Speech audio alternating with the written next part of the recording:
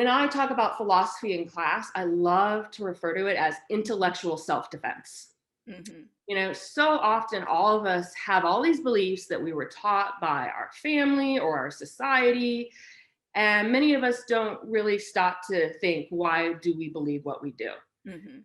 And so what philosophy enables you to do is really find the reasons behind why it is you think what what you're thinking. Like, what are the reasons, what are the strengths and weaknesses of various positions, and so either you change your beliefs or now you have a way to further strengthen and defend them, so it Mhm. also helps you win at arguments.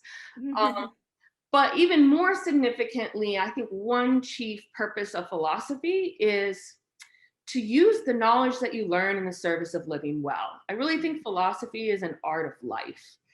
And so, one thing I like to focus on in my courses is having students understand what it means to live well, and then give them the tools to succeed at doing so. Uh, and so, my goal essentially is to produce that kind of transformational, sustained influence on how students understand their lives and what it means for them to live well. Mhm. And I understand it's partly based on student and peer uh, input as to the nomination of the person. So, how gratifying was it to you to receive this prize, knowing sort of that background? Immensely gratifying, obviously. I'm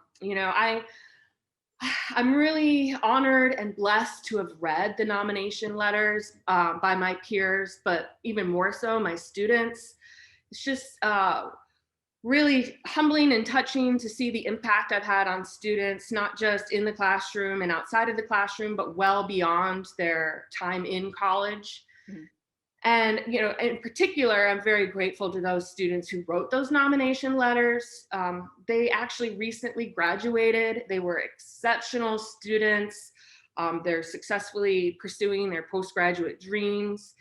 And, they really embody the pride and spirit of UMass Dartmouth, and we're proud to call them our alumni. So I'm incredibly grateful to sustain relationships with them even now. But, I'm also just generally grateful to all of the students in my courses. I mean, really, that's what makes my job worth it. That's why I do it.